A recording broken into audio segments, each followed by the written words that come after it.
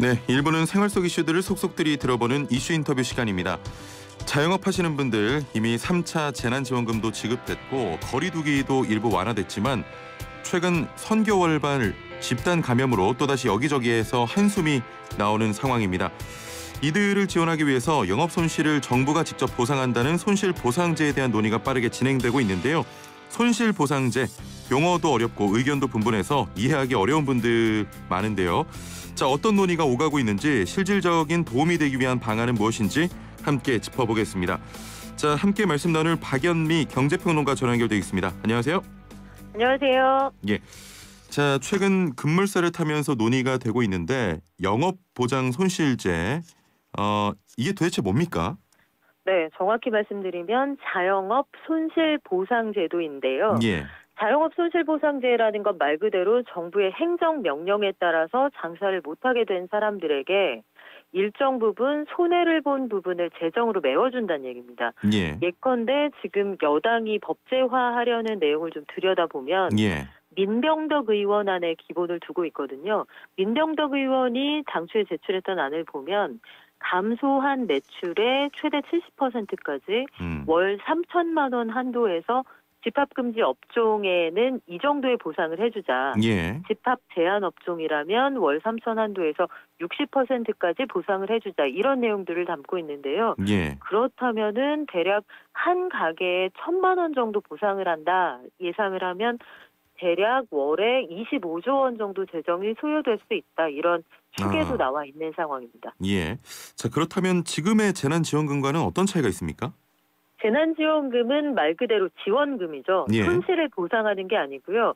이 사람이 얼마의 손실을 보았든 일단 정부가 수혜적인 의미로 일종의 복지정책의 차원에서 지원하는 지원금입니다. 예. 그렇기 때문에 금지, 제한, 그리고 일반 업종의 경우에 뭐 약간의 차등은 있습니다만 100만 원, 200만 원, 300만 원 지금 이렇게 결정이 되어 있는데 손실을 보상한다 이렇게 되면 얘기가 완전히 달라지죠. 납세 자료나 매출 자료를 근거로 해서 여기에서 실질적으로 정부의 행정명령이 얼마나 손해를 미쳤느냐 이걸 까다롭게 계산하는 작업이 필요하고요. 예. 그 이후에 가게별로 그러니까 규모나 집합 제한 금지 이것과 별개로 종전에 굉장히 장사가 잘 되던 가게였다 하면 집합 제한 업종이라도 금지 업종보다 보다 많은 지원을 받을 수도 있고요. 예. 케이스 바이 케이스로 굉장히 다양한 형태가 나타날 수 있습니다. 예. 자, 지금 그 손실보상제와 재난지원금 차이를 말씀해 주셨는데 최근에 그 이낙연 더불어민주당 대표가 코로나 이익공유제라는 그 또 보상제도를 네. 이야기를 했거든요. 그와는 또 다른 차이가 있는 거죠? 그렇죠. 이익공유제는 이 코로나19의 엄중한 상황 속에서도 일부 비대면 업체들 가운데에는 코로나 특수를 누린 곳들이 있다. 예. 대표적으로 우리가 꼽을 수 있는 곳들이 배달 앱 업체나 아니면은 포털 사이트 혹은 채팅 앱 업체 등을 꼽을 수가 있는데요. 예. 이 가운데에서 자영업자하고 아주 밀접하게 연결되어 있는 곳이 바로 배달 앱 업체들입니다. 예. 해서 당초에는 특정 업종을 콕 집어서 얘기한 건 아니다라고 했는데 결국은 플랫폼 업체하고 자영업자하고 배달해주는 이 기사분들이 엮여있는 이 업체 내에서 플랫폼 업체들이 벌어들인 돈을 자영업자나 배달 기사들과 좀 나눈다고 하면 예. 이익이 공유되지 않겠느냐. 이른바 사회적 공헌의 차원에서 이런 제도를 검토해 볼 수 있다라고 얘기를 했고요. 예. 실질적으로 민주당 안에서는 이걸 이익공유법이라는 이름으로 법제화하겠다는 움직임이 일어나고 있습니다. 알겠습니다.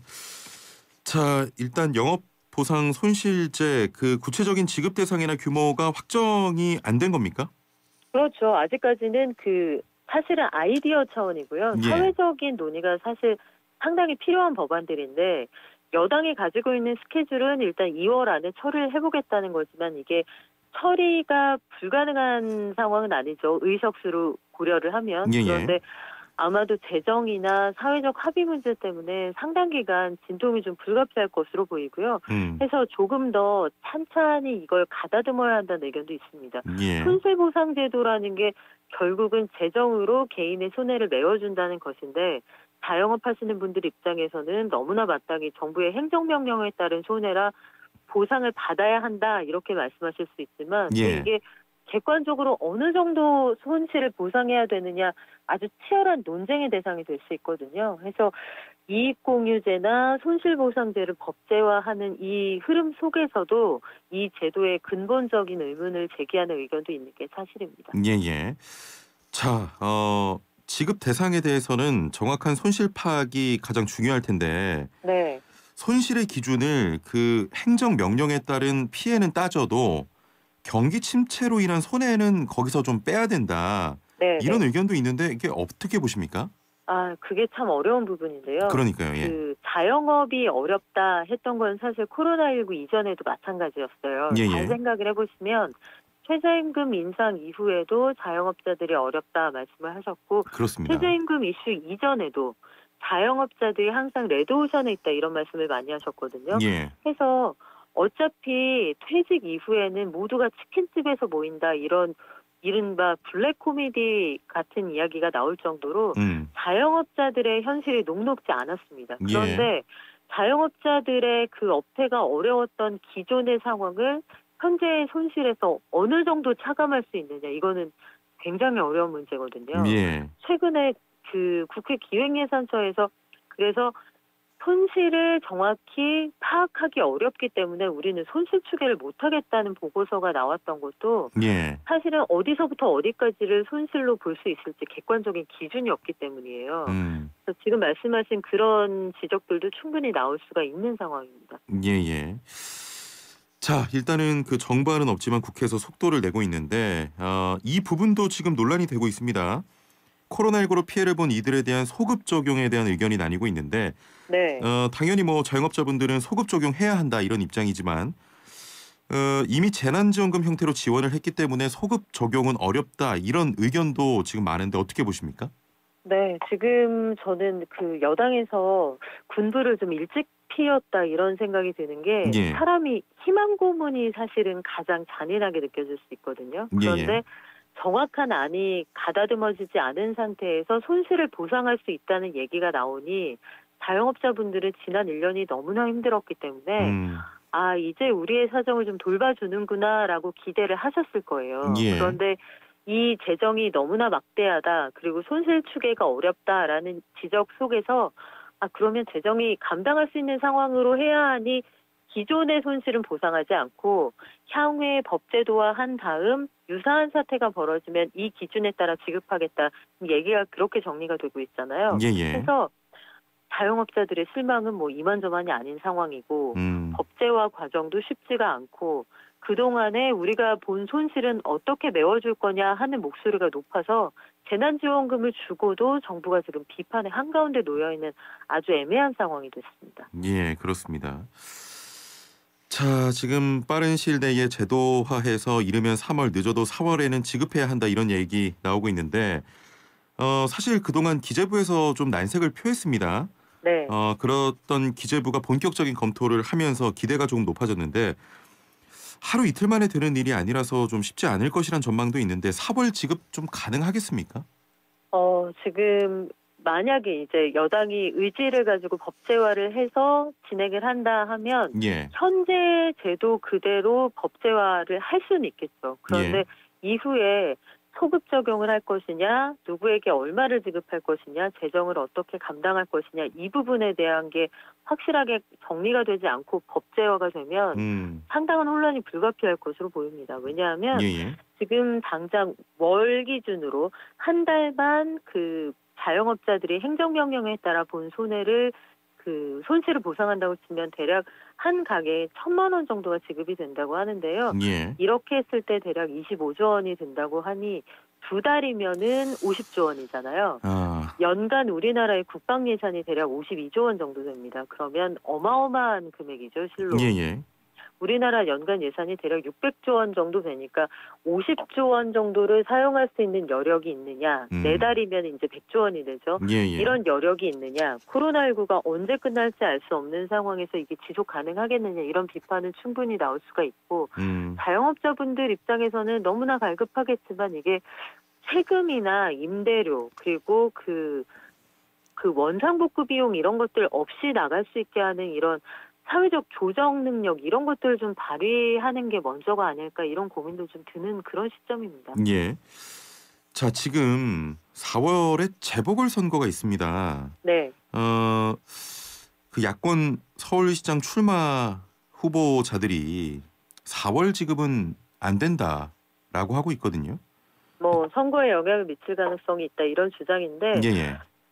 현실적으로 4월 지급이 가능할지 모르겠어요. 이게 일정상 보면 지금 마지막으로 재난지원금을 지급하겠다 해서 지급했던 일정들을 볼 때 2월에 신청을 하셔야 되는 분들도 계시거든요. 예. 그래서 그 2차까지 지원을 받아서 그 기준에 준해서 바로 지급된 분들도 있는 반면에 종전의 대상이 안 됐던 분들은 신청을 받아서 지급까지 끝나는데 아마 대략 3월까지는 가야 하지 않을까 싶어요. 지금 일정상. 예. 그런데 4월에 또 다시 지급을 한다. 이 일정이 가능할지 모르겠습니다. 현재까지의 일정상으로 좀 빠듯할 것 같고요. 예. 뭐 야권에서 그렇게 주장할 수도 있겠죠. 지금 일정상을 보면 다만 정치적인 스케줄 때문에 모든 것을 결정했다 이렇게 보기에는 자영업자분들의 사정이 너무 그렇습니다. 급박하고 안타까운 것도 사실입니다. 예. 지금 문자들이 좀 오고 있는데 7088번님 얼마 전 특고 노동자 지원금도 있었고 이제는 경기도에서 재난지원금도 지원된다고 하고요. 손실보상제로 자영업자들을 지원해준다는 말씀이신데 코로나 지원제도가 뭐가 참 많은 것 같은데 이상하게 제 경우는 이리저리 기준에서 살짝씩 좀 벗어나는 건지 해당이 잘 안 되네요라고 하셨고요. 6542번님 보상해준다니 좋기는 한데 이러다가 나라 곳간 좀 거덜나는 거 아닌지 걱정은 되네요. 국가부채 심하다는 얘기도 있던데 괜찮습니까? 라는 질문이거든요. 어떻게 보십니까? 네. 일단 우리나라 재정 상황이 다른 나라에 비해 상대적으로 괜찮은 건 맞습니다. 그런데 코로나19 상황이기 때문에 모든 나라가 빚을 늘려서 전체적으로 급한 불을 꺼야 하니까 지원을 하고는 있습니다만 그렇다고 해서 우리가 마음껏 빚을 내도 되는 것도 아니잖아요. 그래서 부채 비율이 지금 우리는 굉장히 이상적인 수준이에요. 다른 나라에 비하면. 그게 국제통화기금 IMF 등이 하고 있는 이야기인데 그렇지만 빚이 불어나는 건 순식간이고 세금을 낼 수 있는 사람이 줄어들고 있다는 건 뭐 주지의 사실이거든요. 고령화가 되고 있고 저출산이고 국민연금 같은 것들도 그래서 고갈 우려가 나오는 거고요. 그러면 장기적으로는 시각을 보고 기획재정부가 좀 깐깐하게 곳간을 관리하려는 거 어찌 보면은 그 부처가 가지고 있는 그 본령이기 때문에 그렇죠. 기획재정부가 지나치게 인색하다 저는 그렇게 보지는 않습니다. 다만 선별적으로 즉시성을 가지고 탄력적인 지원이 이루어져야 한다. 그런 주장에는 뭐 100% 공감하고요. 그래서 아마 보편적인 지급은 앞으로도 쉽지 않을 것 같은데 급한 분들 그리고 정말 몇 달만 도와드리면 버틸 수 있는 분들에게는 대출 기한을 유예한다든가 간판을 내려도 즉시 대출 상환 압박을 하지 않는다든가 하는 여러 가지 간접적인 지원 조치들이 좀 함께 나와줘야 할 것 같습니다. 그렇습니다. 자, 그러면은 재원 어떻게 마련해야 될까요? 뭐 지금 재원이라는 게 지난해 추경하는 상황들을 보셨겠지만 우리가 이른바 재정도 영혼까지 끌어모으는 상황이거든요. 그러면 증세를 해서 세금을 더 걷든지 아니면 국채 발행을 해서 빚을 늘리는 것 두 가지 방법밖에 없는 상황이에요. 그런데 돈을 풀면서 증세를 한다. 이건 앞뒤가 안 맞습니다. 돈을 푸는 건 경기 상황이 좋아지고 사람들 호주머니에 재정으로 용돈을 좀 꽂아주었으면 하는 바람으로 푸는 건데 돈을 풀면서 한쪽으로는 그 돈을 걷어들인다. 이거는 앞뒤가 맞지 않는 데다가 경기를 좀 악화시킬 수 있고요. 부채를 일시적으로 늘릴 수 있는데 이게 결국은 우리가 나중에 세금으로 다 갚아 나가야 할 빚이거든요. 그러면 빚을 지금 내느냐 나중에 내느냐의 차이이기 때문에 이 재정을 어디에 가장 효과적으로 쓰는 방법이 있을지 그 투입 대비 사출을 아주 꼼꼼하게 따져봐야 하는 그런 시점이죠. 알겠습니다. 평론가님과 더 좀 이야기를 하고 싶은데 시간이 벌써 할애가 다 돼서요. 최근에 그 따끈따끈한 책 한 권 내셨다고 들었습니다. 네, 너무 감사합니다. 언급해 주셔서. 제가 담당 PD가 그 얘기하라고. 아, 그런가요? 코로나19 1년 동안 우리 정치, 경제, 사회 문화가 어떻게 바뀌었고 앞으로 어떻게 달라지는지 코로나19 변화의 방아쇠를 당기다 이런 책을 냈는데요. 많은 궁금증 자격증을 가지고 계신 분들에게 길라잡이가 됐으면 좋겠습니다. 예. 코로나19 변화에 방아쇠를 당기다. 네. 예, 지금 시중에 나와 있습니까? 네, 절찬리 판매 중이었으면 하는 바람입니다. 알겠습니다. 저희가 다음번에 또 모시겠습니다. 감사합니다. 고맙습니다. 네, 지금까지 박연미 경제평론가와 함께했습니다.